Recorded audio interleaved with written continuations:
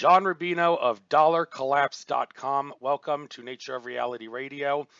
Not exactly sure what interview it was specifically that I've heard you on. I do listen to a lot of shows that deal with the present day state of the economy, the stock market, and whatnot. USA Watchdog, Stansberry Research, Mike Maloney, and others have had a lot of guests that are familiar with the material you do. Don't know exactly who specifically it was that I heard you from, but definitely wanted to get you on after I listened to what you had to say, and also looked at your website.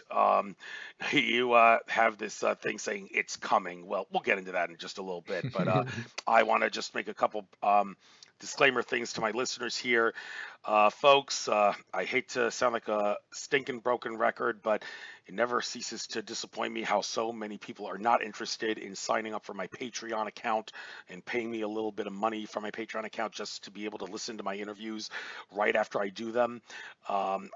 Just because I said that I'm going to make all my interviews public with the world 2 to 3 weeks after I do them, including this one, does not mean that you guys have to wait that long. I mean, okay, we're strapped in a terrible economic situation where everybody's got to save a little bit of money for a rainy day here and there, but is it really too much to ask that you guys care about the information I give a little bit more, to the point where you're actually willing to listen to my shows right after I do them instead of waiting a fortnight for me to upload it to the public? It's not much to ask, folks, and I really, really do not want to get to the point where I'm going to make this show pay-per-view, in which I make like 60% of the show public to everybody and require you to have to pay me to listen to the remaining 40% of it. That would really suck. I don't want to do that, but at the same time, with the way things are going in this world, people that do radio shows need to strongly consider profiting off their shows, and I'm trying to do just that. But with the way people are willing to be patient rather than pay me to listen to the shows right away, it's kind of hurting me. So just need to make a stink out of that, folks. And of course, in addition to YouTube,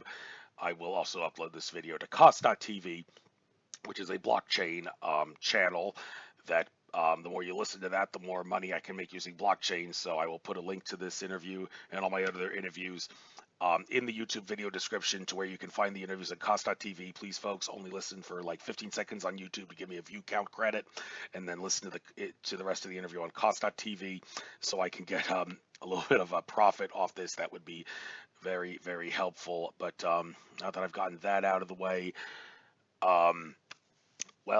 John, great to have you on. I'd like you to briefly get into who you are. We only have an hour, so unlike some other guests who I give the floor for a while to tell their life story at the beginning of the show, I'd like to maybe ask you to do this on the fly, so we can get into all these subjects dealing with the economy, the stock market, gold and silver, and whatnot that people need to be aware of in this time of great challenge.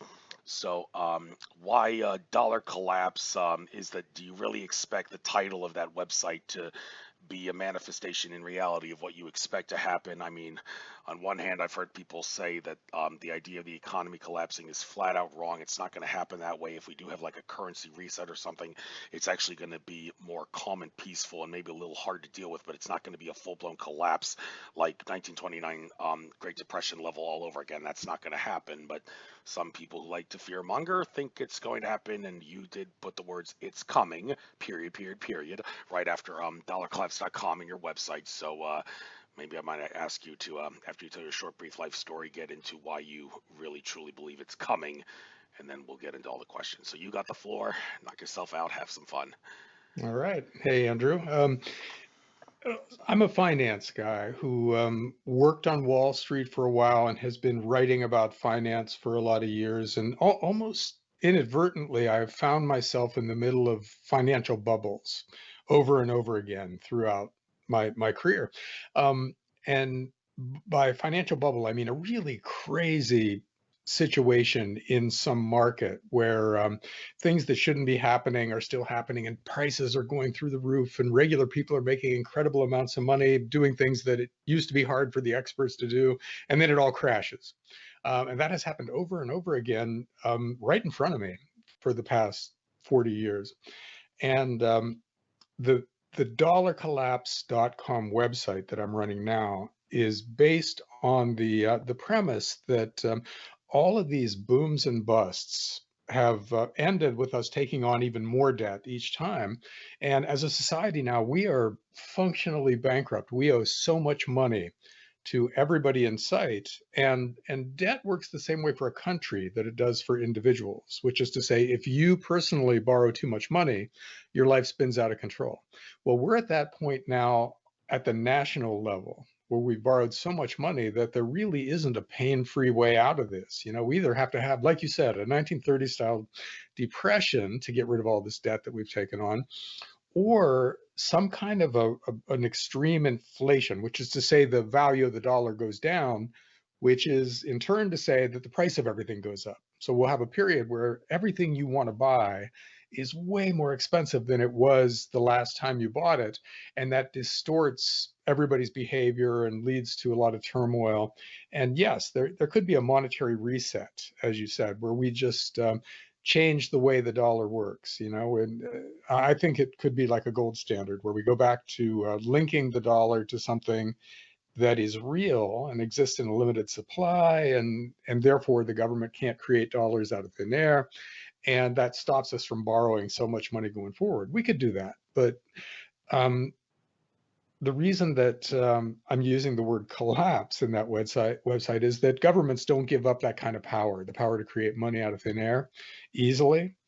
So they're going to have to be dragged kicking and screaming to some kind of a reset. It's going to take a crisis of some sort. So, and it might feel like a collapsing dollar when the time comes. So there we are. That's my story, and we can go any direction you want to from there. Okay, well, since you mentioned gold standard, think I need to get into this. I haven't heard from it from a lot of people, but one individual in particular, Simon Parkes, former British politician.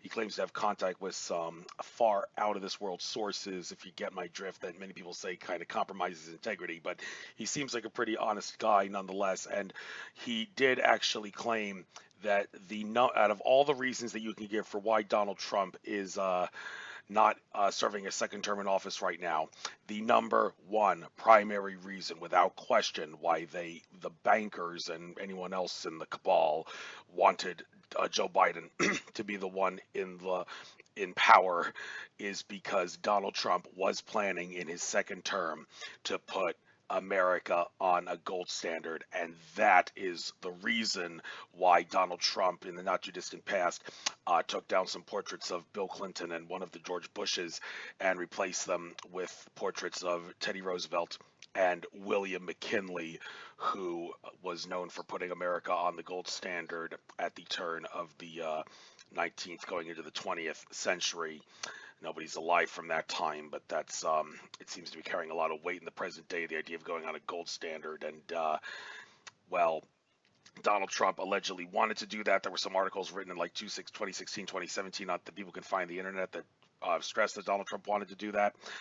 And then he kind of didn't really say anything about it for a little while, but the sources say he was going to do that. And considering that all the presidents, including probably William McKinley, that Leon Czolgosz guy who killed him, guarantee you that he was under mind control by the bankers, who at that time wanted someone who was in support of free silver, unlimited silver making, rather than someone who wanted a strict gold standard policy like McKinney did to be in power. And of course, James Garfield, JFK, and Abraham Lincoln were also allegedly, as the evidence shows, assassinated by bankers because they were trying to throw a monkey wrench into the bankers' agenda. So, but some people assert that it is inevitable that we will get to a gold standard, and Mike Maloney did a fascinating presentation showing how the world changed since 1971. And anybody who when Nixon shock happened got us off the gold standard, anyone who watched Maloney's presentation could assert that getting off the gold standard in 71, that can be summed up in one word: stupid, because nothing good has come out of that. And Maloney's presentation shows that.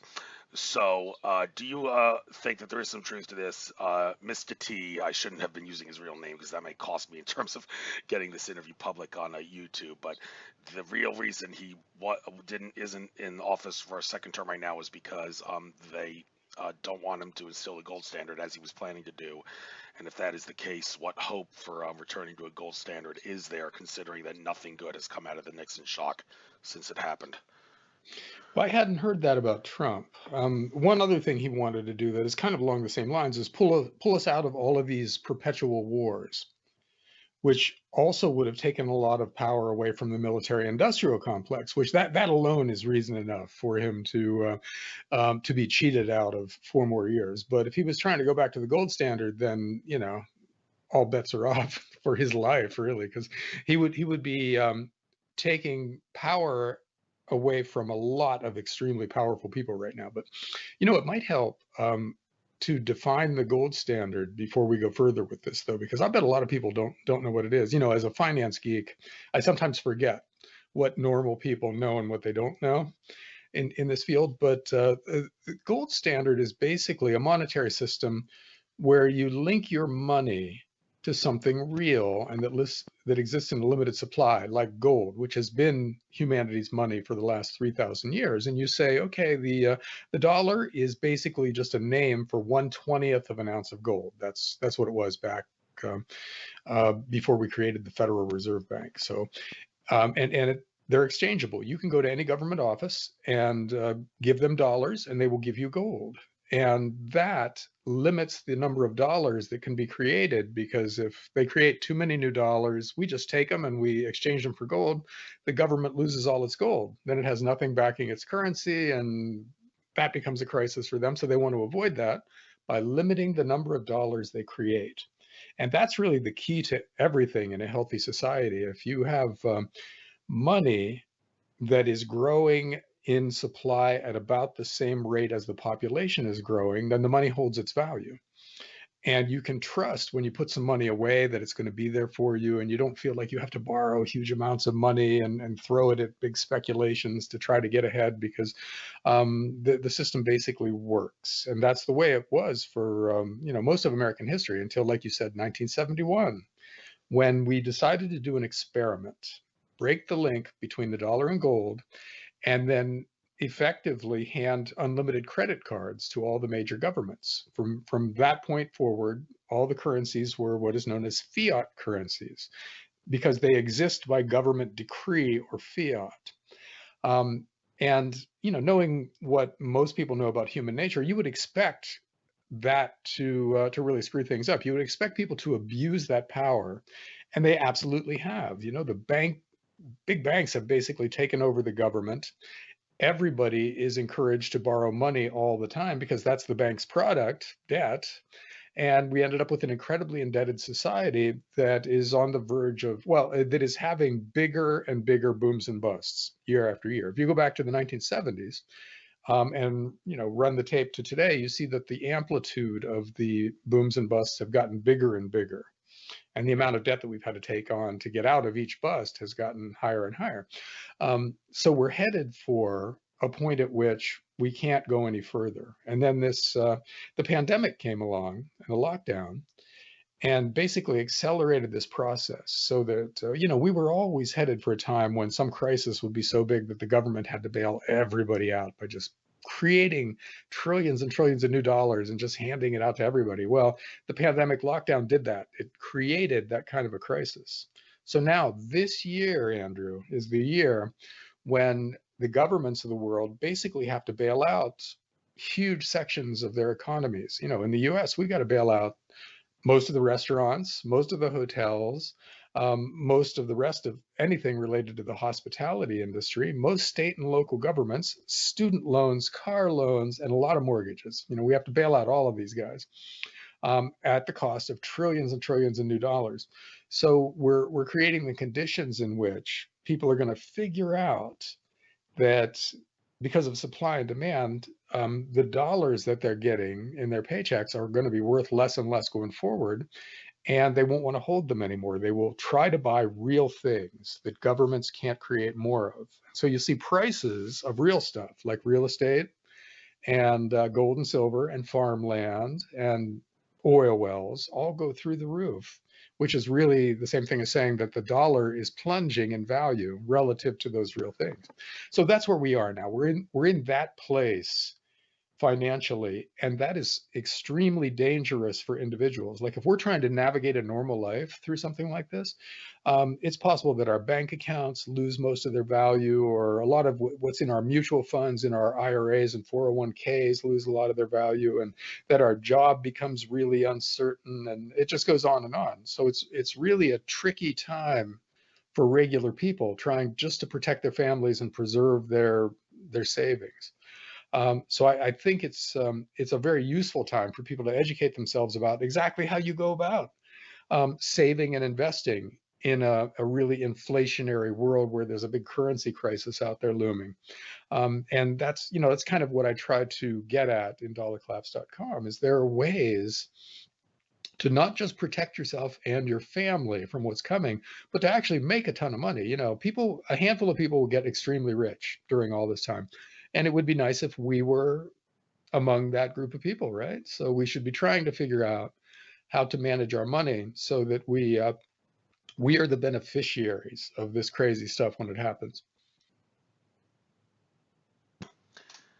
Yes, and there were times where during Mr. T's presidency where it seemed like the economy was getting a little on track. He was doing things to try to make America great again, and well, they say that the economy was apparently in great shape. Like in 2019, the housing market went through a little bit of a boom of sorts, and but there were some people who could see through this and say, well, this is just an illusion. This is just a sign that we're just going to be slaves to the same system that's been making us think that everything's okay with the world because the economy's fine, but in reality, they're just trying to enslave us in a perpetual hamster wheel of enslavement. And one big noticeable difference about the economic collapse of the present day, relative to the one that happened in the Great Depression 1929 period.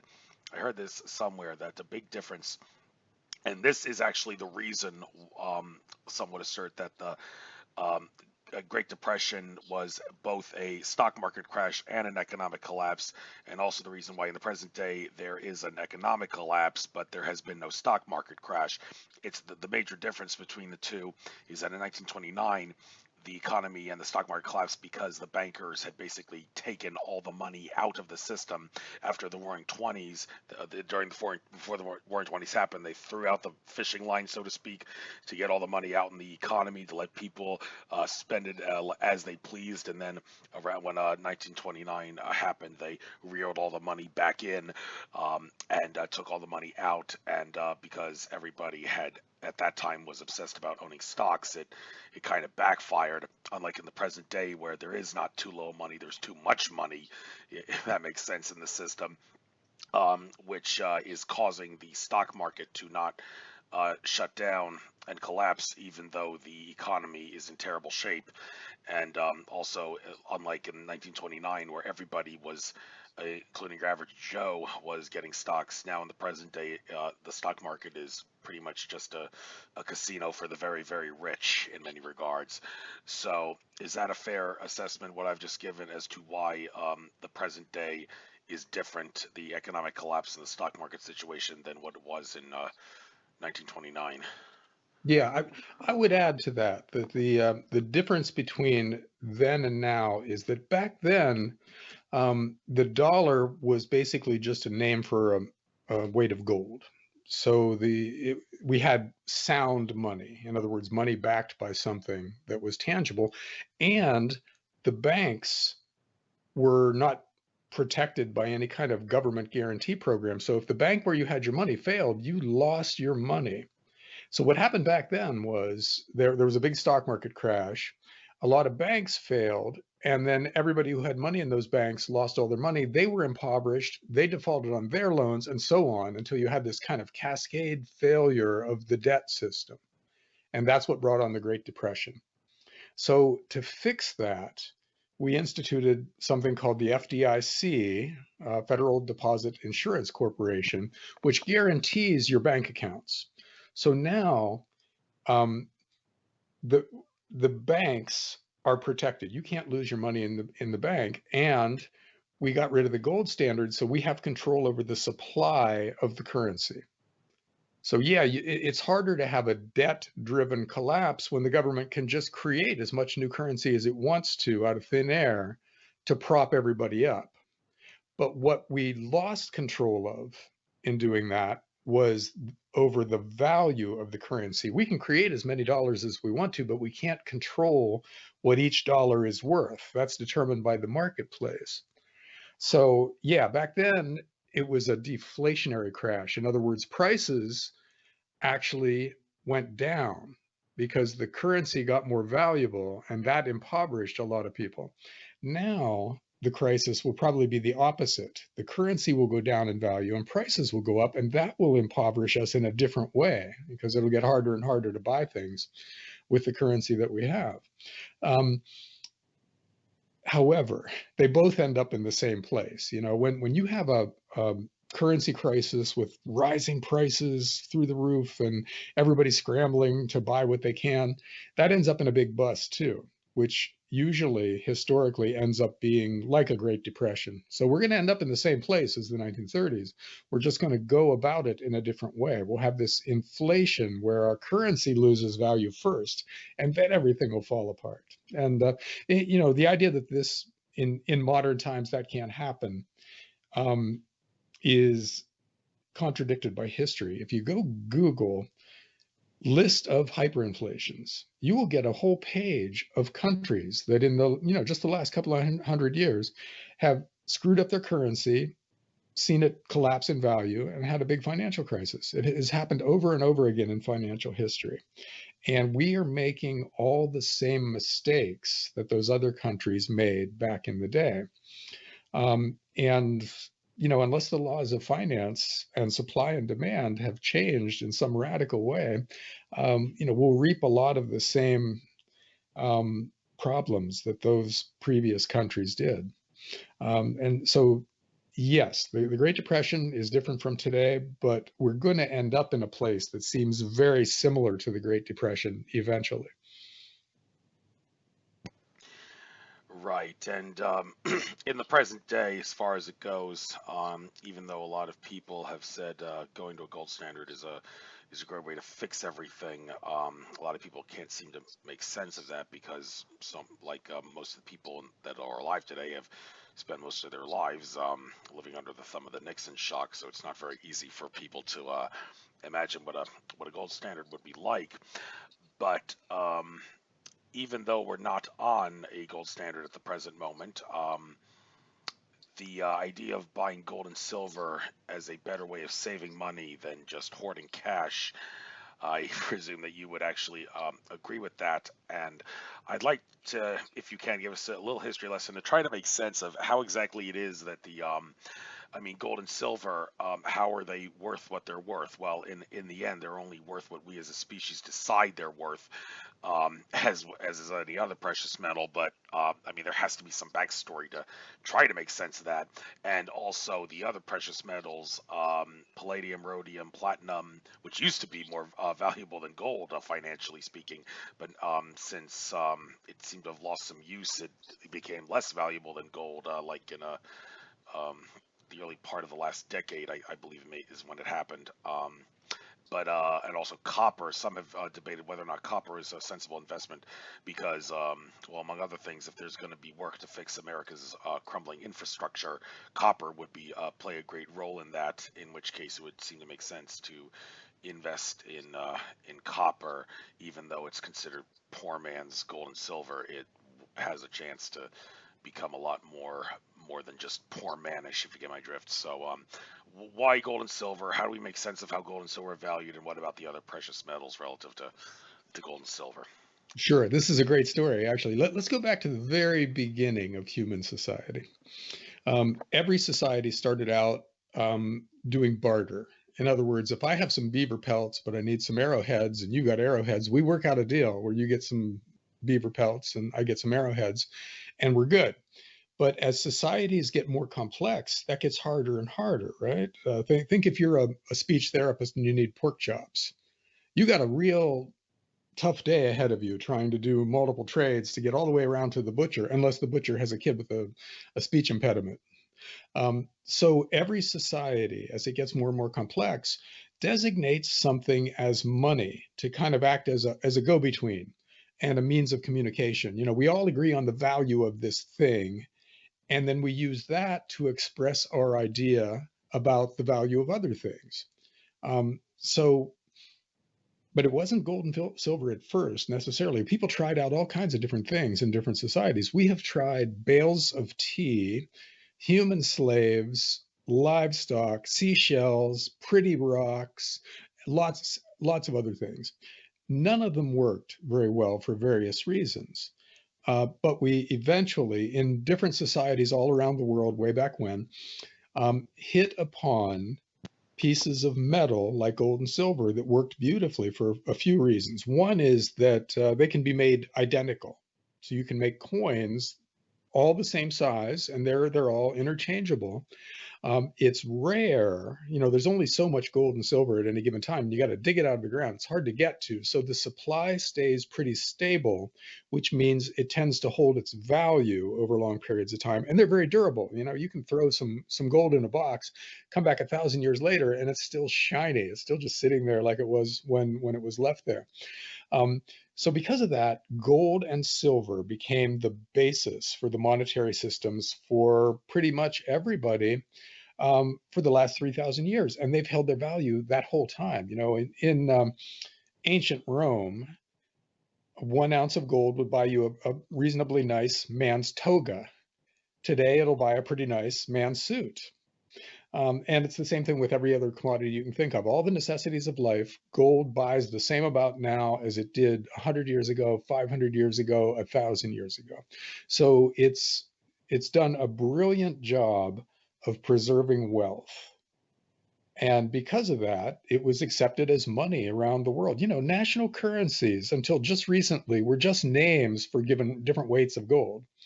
And it worked brilliantly. There was a thing called the classical gold standard, which was the global monetary system that lasted for 200 years up until World War I. And we had virtually no inflation. In other words, money stayed pretty much exactly as valuable for 200 straight years. And there was fairly steady growth during that time. The years leading up to World War I were considered a golden age, not necessarily because it was on the gold standard, but because we were progressing, things were going well. We thought we kind of had it licked and that the future was going to be bright. And then, wars started in the 20th century and governments decided that they needed both to take care of their people via social programs and to run big, military budgets. And that didn't work with a monetary system that limits the power of government. So everybody went off the gold standard, and the 1971 Nixon shock that you mentioned, and so we ended up today where we are, in a huge mess, heading for an even bigger mess, but not because of gold. That's not gold's fault. And now that it's not money anymore, it's an excellent investment because it still acts as money. In the sense that it still preserves value. If you go back pretty much any period of time that's 20 years or longer, and gold held its value perfectly, from beginning to end. Same thing with silver, although silver is more valuable, but they're things that you can own and know they're going to be just as valuable or more valuable in the future, which you can't say about the world's paper currencies, right? If you put dollars away now, they're going to lose 2 or 3% of their value every year until they're worth next to nothing. Then they're just scrap paper at some point. You put gold and silver away in that same box, and they will either maintain their value or increase in value over that same period of time. So looking at a world where we're aggressively destroying the value of our paper currencies, it makes sense to own things like gold and silver in place of some of the cash that you might have used as your savings. So a very rational investment strategy now starts with, as much dollar cash as you need to maintain your lifestyle and pay your bills. But then beyond that, instead of owning more cash, you own gold and silver, which will hold their value over time. And then beyond that, you take a little more risk by buying gold mining stocks or silver mining stocks or something like that, or maybe a little bit of well-chosen real estate. And then you're investing rationally for today's world, and you're protecting your family. And that's to me, it's a really exciting prospect to actually make money from all the crazy stuff that's going on in the world, rather than being victimized by it. And that's what gold and silver does for you, because you've got 3,000 years of history there in which they have never failed to do this. They have always served this purpose beautifully in wars and revolutions and natural disasters and you name the stupid thing that human beings can think up. Gold and silver stayed valuable right through it. So that's why I believe it should be the basis of a rational person's financial life now, as we head into a time when things are going to get epically crazy. This will be one for the history books, what's going to happen in the next decade. Yeah, what about the other metals? Palladium, rhodium, platinum, and copper. They're nowhere near as popular, it seems, but they're still sold on the bullion sites like Yeah, moneymetalsexchange.com. What's well, the deal with them? they're not really money, but they're industrial metals mainly. I mean, for instance, palladium goes into catalytic converters in cars, and it gets more or less valuable depending on how many cars we're buying and how much platinum goes into the catalytic converter in the newest model and everything. And they can still do well, but for a different reason. For instance, right now we're seeing industrial metal prices start to soar. Copper, iron ore, zinc, a lot of things like that are way up. And that's part of the process of the dollar losing its value, because inflation is starting to get more and more broad-based. More and more things are going up at a dramatic rate. And the industrial metals are doing that. So you can definitely consider copper and zinc and platinum and palladium good investments right now, because we're in what's called a commodity super cycle. That's a period of about 20 years when the price of commodities go up dramatically for a really long time, year after year after year. And that happens periodically. And we're back in one now. And part of that is because we're just creating so many new dollars. Those dollars have to go somewhere. And they're going into houses, they're going into stocks, they're going into bonds, they're going into trophy real estate, but they're also going into industrial commodities. So yeah, and the current administration really loves clean tech. In other words, alternative energy like solar and electric cars. And so they're going to direct a lot of public money into those technologies. They use a lot of copper and a lot of zinc and a lot of nickel and a lot of silver. So you can consider, silver is kind of a twofer because it's a monetary metal. It's a kind of money, and you buy it when you think there's going to be inflation, but it's also an industrial metal that's going to do really well if we put solar panels on every roof in the country, which, we might end up doing over the next 20 years.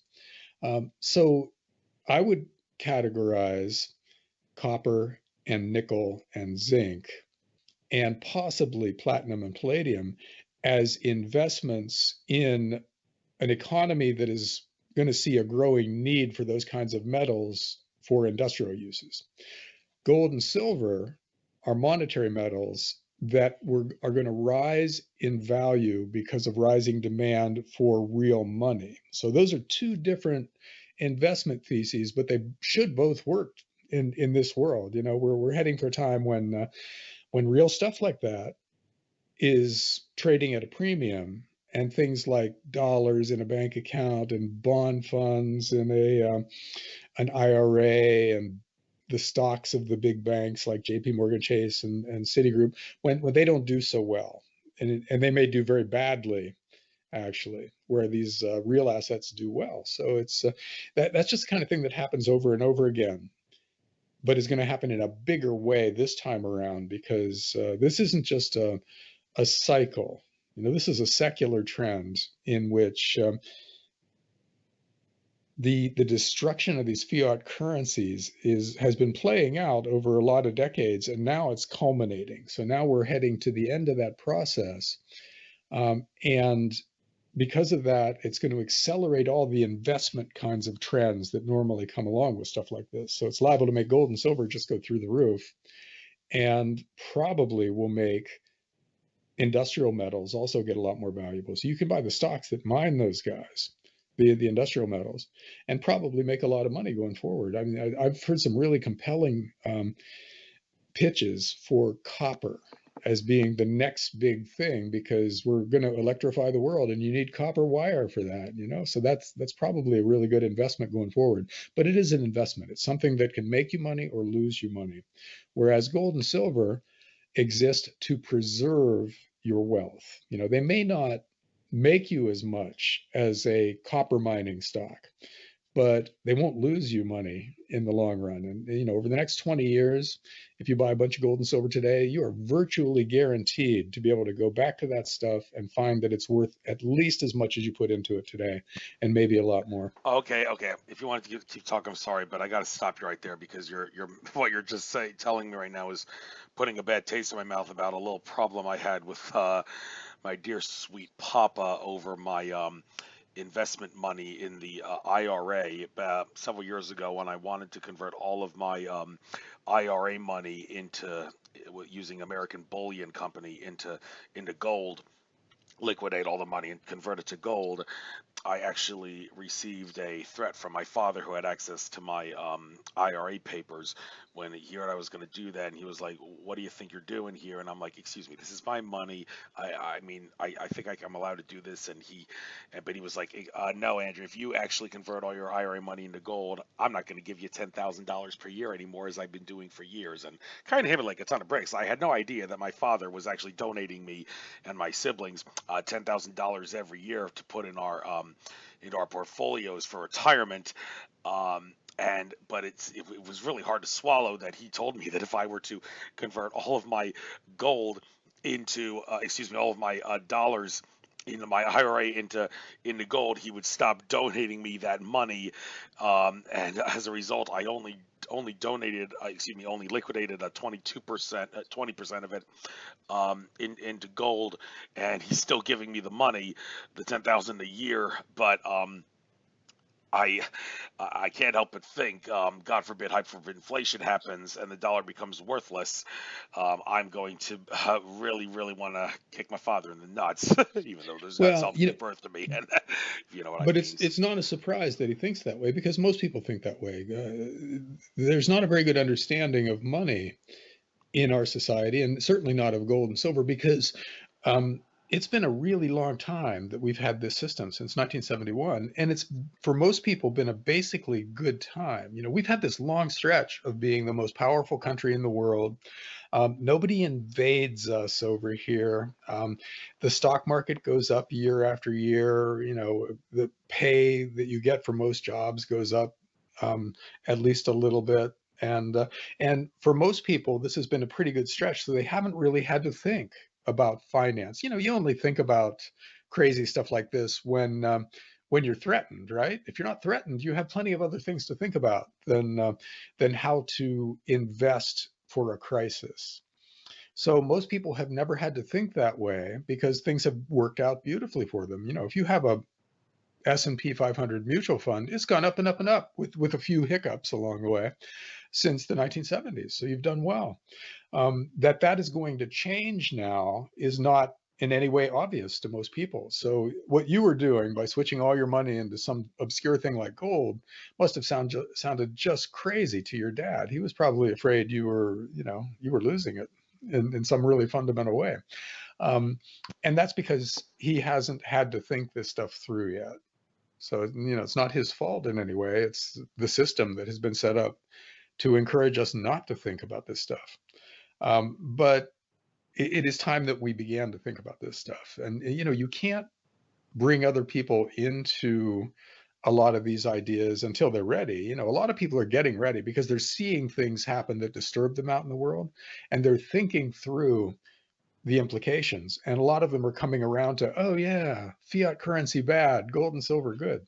And you know, an interesting thing that has contributed to this is the cryptocurrency um, explosion lately. You know, Bitcoin, because in order to appreciate cryptocurrencies, you have to compare them with the dollar, and you have to think through the idea of a fiat currency versus something like Bitcoin, which is a different animal, and conclude that fiat currencies are a bad idea. So once you've made that thought process for Bitcoin, it's very easy to look at gold and silver and go, oh yeah, they're like that too. They're like Bitcoin too. They're real money versus these fake monies like the dollar and the euro and the yen. So cryptocurrencies are creating a new generation of gold and silver fans in the process. And I think that's a good thing. That kind of cross pollination is very healthy in the financial world. Yes, and you have on your website 24-hour chart periods for both gold and silver. Mm-hmm. The silver one, they're both going up now. They seem to have taken a little bit of a upper K-shaped curve. They say K-shaped charts are bad, but this actually seems to be a good thing in terms of what you were seeing with gold and silver, that the price is going up a little bit, because a lot of gold investors were getting pretty ticked off about ever since August when it reached 2000. It was getting lower and lower and lower.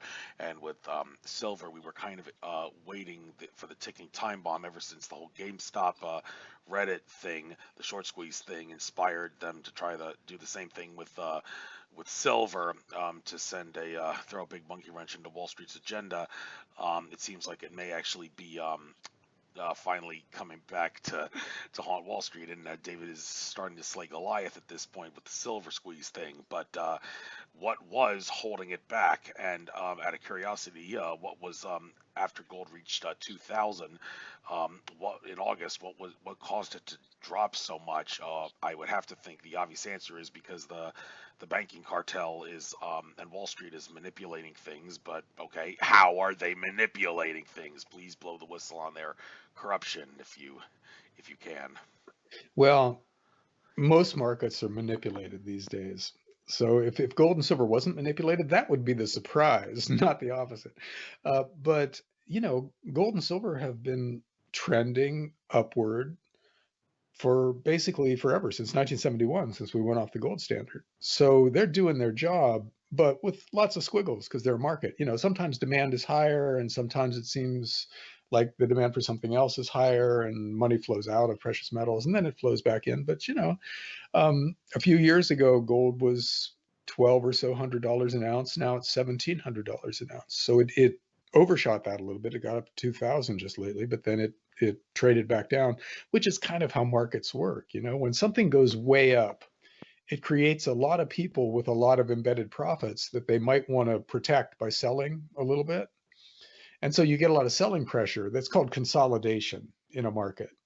And so, after a nice run, you get a kind of a correction, and then you get a choppy time when it just goes up and down and up and down while everybody's trying to figure out their new perspective for the year ahead.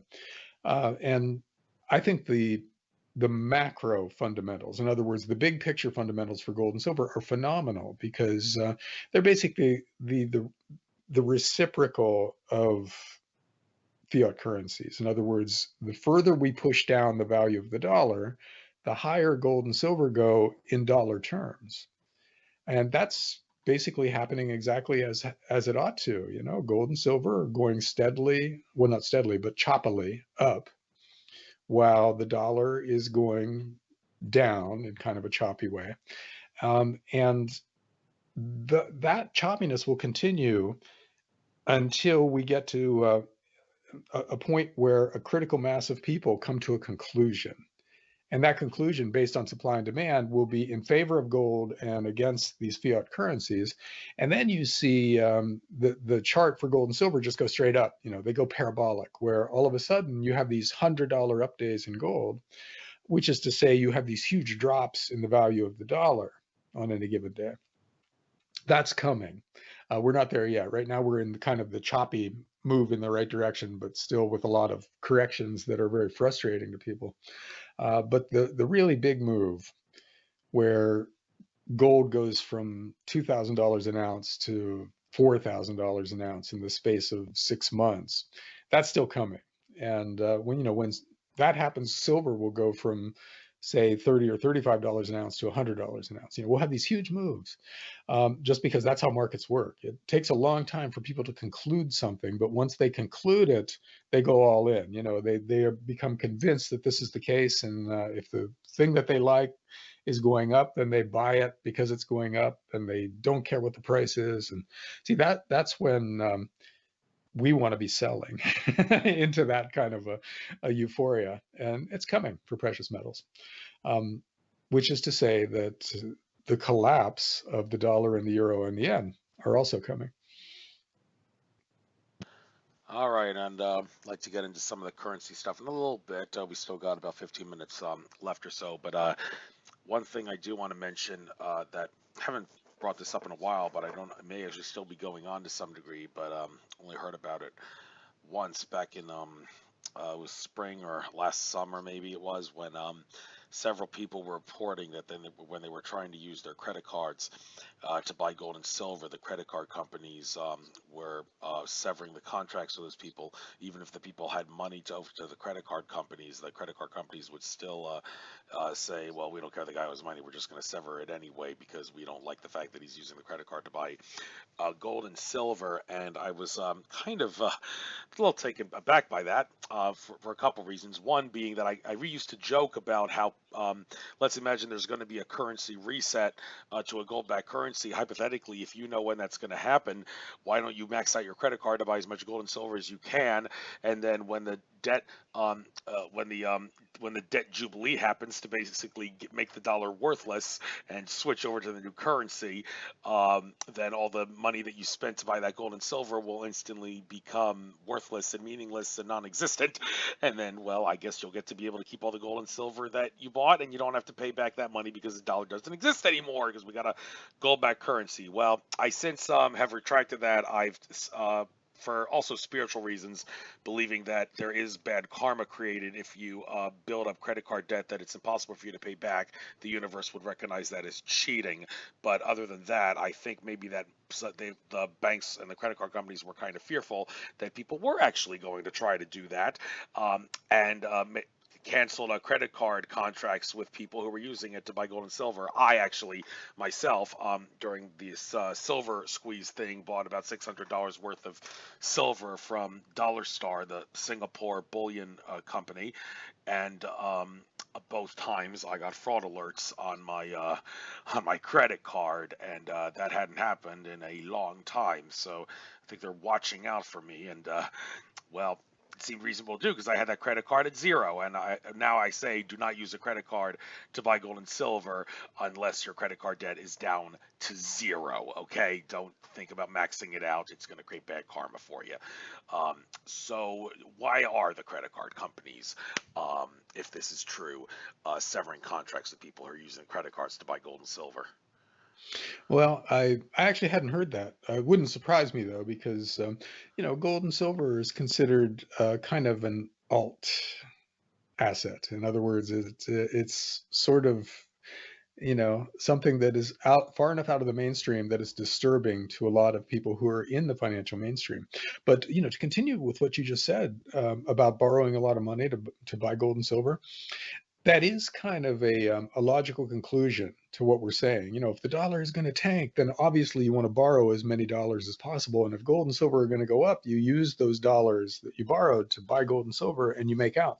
Now, you're right. There's a karmic reason not to do that, but there's also a functional reason not to. Is that you don't know when all of this stuff is going to happen. So if you borrow a ton of money, especially on credit cards, and put it in gold and silver, that gold and silver is not going to pay you any cash flow, but you are going to have to pay all the interest on your debt. And the minute you fail to pay interest on your debt, they take away everything from you.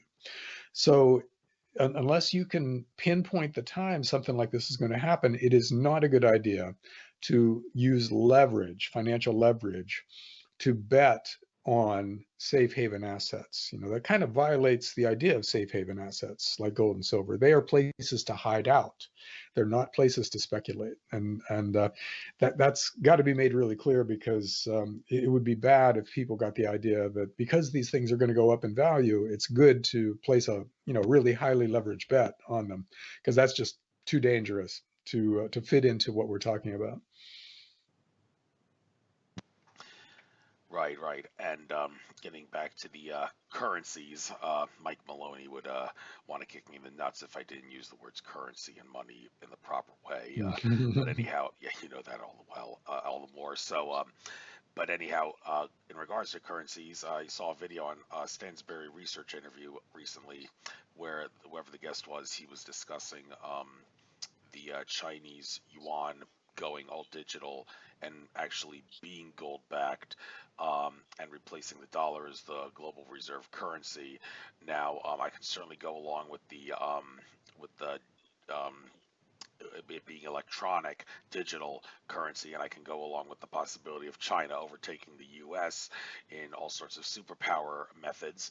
But the one thing that I'm kind of not so resonant with is the idea that China is going to have an easy time making a gold standard out of the yuan, because if the bankers are in control of all the whole world and they're manipulating everything, that would include China, and they would certainly not want China to go on a gold standard. But also, what's the difference between the yuan and the renminbi, if I'm pronouncing that correctly? Maybe you can, for those that are a little lost on what the difference is, can you explain what that is and the idea of the yuan or the renminbi, if they're both same diff kind of thing, replacing the dollar when China becomes the next superpower, if that's going to happen? It is kind of the same thing. It's two names for China's currency, basically. But yeah, they're accumulating a lot of gold. China itself is the biggest gold buyer in the world right now, and they're just storing it away. So there could be several explanations for that. One is that maybe they just think it's something that's going to go up in value and it's a good thing to own. And the other is that maybe they want to back their currency with it at some point because they are making plans to go digital. In other words, they'll set up something like Bitcoin, only it'll be their national currency.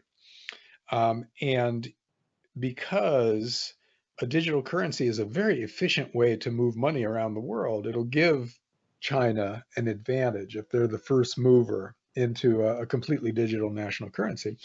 And if it's backed by gold, that makes it that much more attractive. So, it's conceivable that they will try something like that. But you're right that there are a lot of roadblocks between here and there, so they will have to navigate their way to do that. But um, China and Russia in particular are really frustrated by the advantage that the US dollar gives us because having the world's reserve currency means we can just basically toss that currency out into the world and people give us real stuff for it. So we're able to borrow huge amounts of money to maintain a military empire that dwarfs China's and Russia's. And they would like to be more powerful, at least in their own neighborhoods, and maybe globally.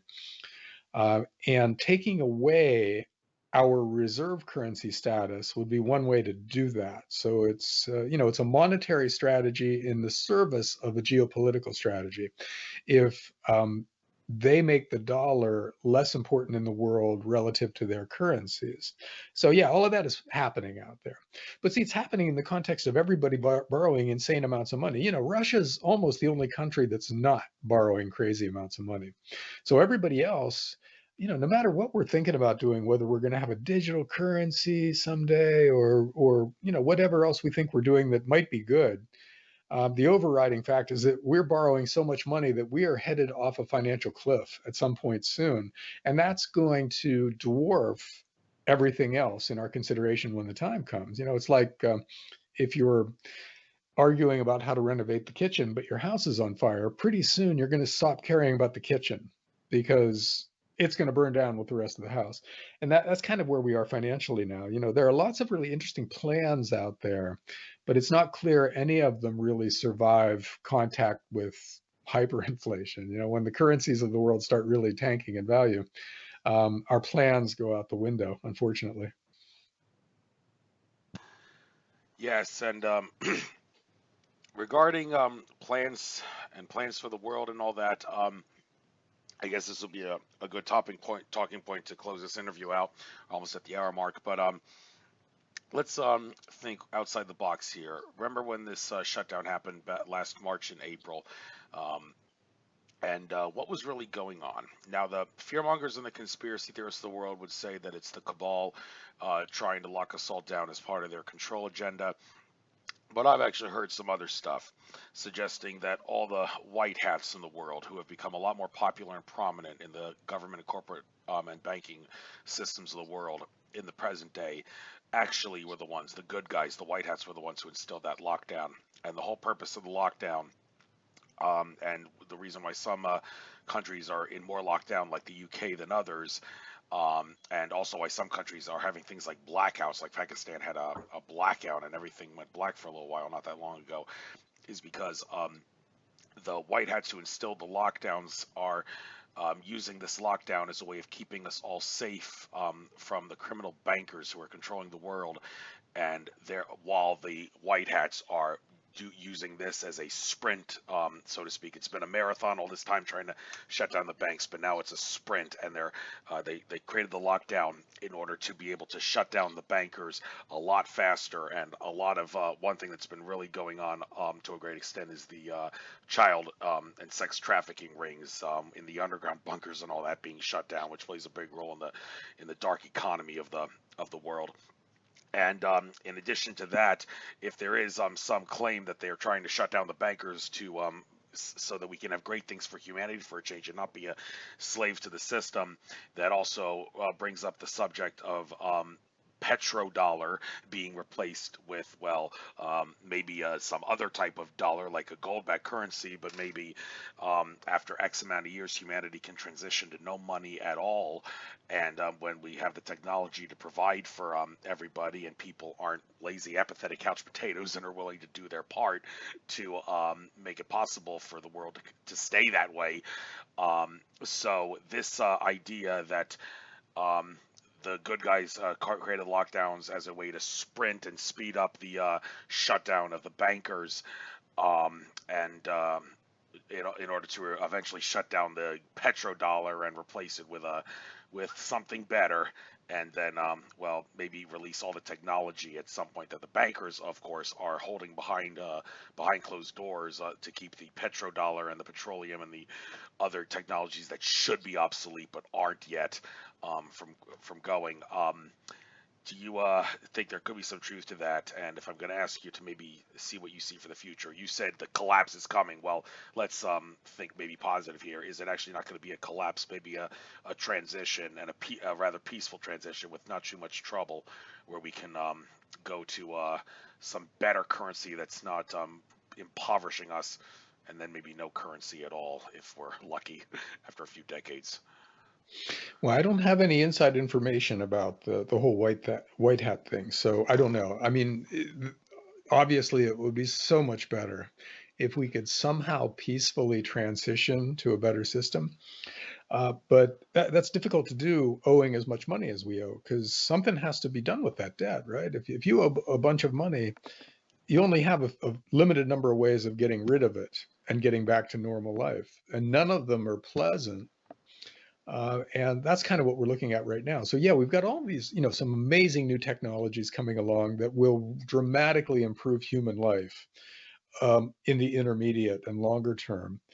And we've got a lot of ideas for ways to do things better. But in the meantime, we've built up all this debt. And until we've dealt with that, that becomes the overriding reality in Well, our okay, world, sorry to interrupt you here, but hey, the argument there is okay if the people that create responsible for all that debt are the bankers, and we're trying to shut down the bankers, why don't we just eliminate the debt with the press of a computer delete button?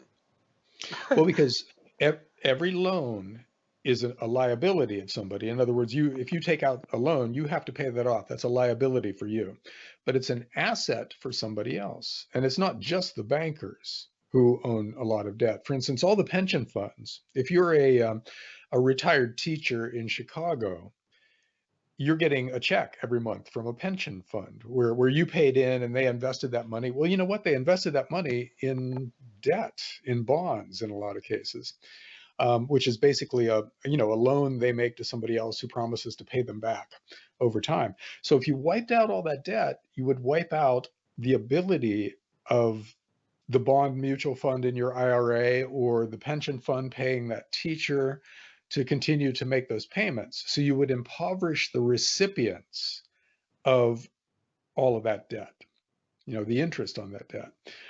So we would have to make some kind of provision for them. We would have to pay those people enough money to cover what they are owed by the pension fund. Let's say if we're going to wipe out all the debt that a pension fund holds.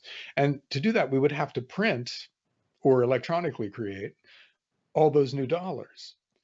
So that's kind of what's happening right now, where we're bailing out everybody in sight because of the COVID lockdown. And all of those new dollars that are printed and tossed out into the world, um, beyond a certain point, are really inflationary. They destabilize the financial markets. So you can't just decree that all the debt goes away. There's a thing called the Debt Jubilee that is in the Bible, apparently, where periodically governments have done that in the past, but all they were doing was wiping out um, tax debt. In other words, those governments were saying, okay, well, you don't owe us any back taxes anymore, because the government can do that, and then they eat the loss.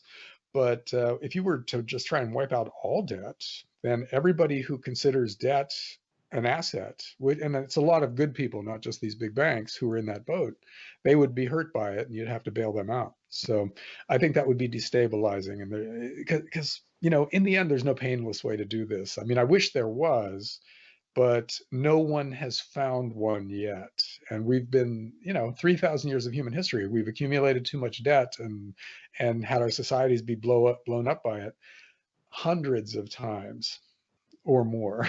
And nobody throughout human history has found a way to get out from under massive amounts of debt without some kind of really painful financial transition, some kind of crisis of the inflationary or deflationary kind, unfortunately. Yes.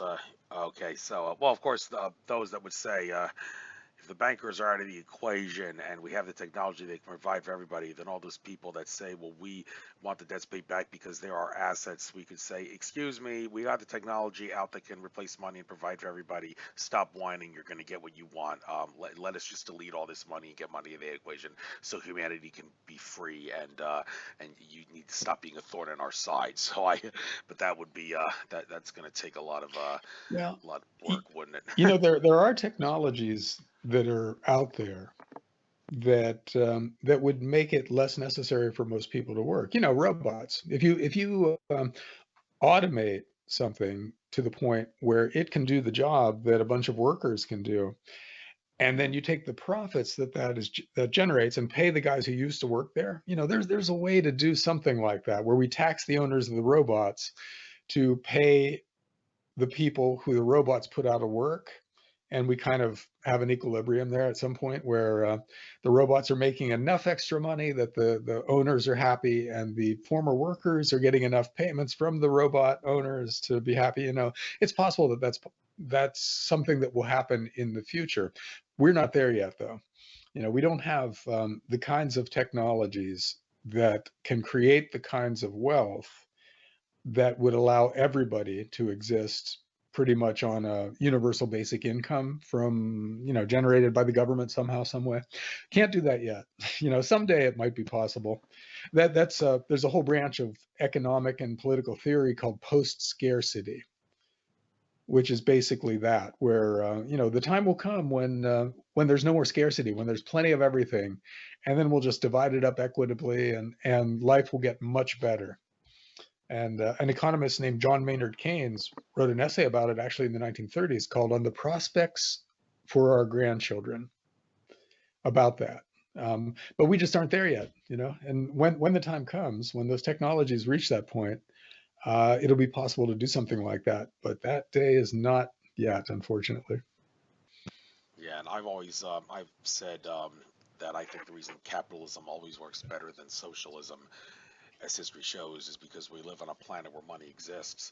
If the money didn't exist, the best thing would, and there was no conspiracy to suppress technology, then, well, we could all go socialist and everybody would be happy because we wouldn't be just getting our needs, we'd be getting everything we need and then some, and nobody's going to be slave to a system. So socialism can only work if we get money out of the equation, but many, many years down the line. Now, as far as years down the line go, one last thing I want to point out before I give you the chance to close and get anything you like. Regarding the future, you say we don't know what's going to happen. Well, Bull Pony, who's done several great interviews on what he thinks is biblical prophecy in the financial system and such, he has some PDF documents. I would recommend going to his site and drawing a blank on what exactly, Gold 2020 or something like that. And he's got some PDFs you can look at the future, 3 different ones that I know of that he's made that I've downloaded that talk about the future. And he thinks there's going to be, he does see a stock market crash of some sort happening in the next couple years, and also big technology advances going into 2024 in conjunction with the dollar losing a lot of power and precious metals becoming more valuable. So just something worth looking at, I think worth looking into and keeping in the back of your mind what Bill Pony says. See if maybe he is onto something, because he seems to have a pretty good track record relative to other people when it comes to picking time periods. So that being said, I'd like to give you the chance now to get out anything you'd like to get out, and then we'll call this interview a close. And hope you have a good weekend. So anything you'd like to get out, your contact info, your website, anything, and let's close this. Thanks, Andrew. Yeah, I'll do a quick plug. DollarCollapse.com has a join the email list link in the nav bar at the top. If you click on that, put your email address in there, I'll send you whatever I write personally going forward for free. And we don't sell or otherwise share any kind of information with anybody else. It stays strictly in-house. Also, it's really time to start moving beyond Facebook and Twitter and other corporate social media. So I'm moving DollarCollapse.com over to MeWe and Minds. So if anybody who's listening would like to join and join our page over there, then we can watch all this stuff unfold together without being censored or otherwise messed with, like on Facebook. Right, and well, I'm going to agree to disagree with you on the claim that we should move away from those things entirely. I am fully supportive of the idea of going to other mediums and sites, but at the same time, by all means, stay on the sites that you're trying to get away from until you get censored 100%. It's because those are still popular sites, still worth getting into the matrix to beat the matrix, if you get my drift, to use those sites to get the info out. So maybe you might want to disagree with that, but I am always going to keep my show on YouTube and put the Facebook links up until they kick me off there, and then I'll certainly go to the other sites, which I am trying to get on to some degree. But still, as long as those big sites are up, by all means, get into the matrix to beat the matrix, folks, and get into this so we can transition into a more less dollar enslavement society. So thank you for coming on my show. I'll have this uploaded to YouTube, well, probably tonight, but only the Patreon subscribers will be able to access it for a couple of weeks until I make it public for everybody. And please, folks, please pay me a little money. You see my shows right away and show me you care. It's not that much to ask. All right, take care. John, pleasure having you on. Thanks, Awesome Andrew. show. Bye-bye. See ya.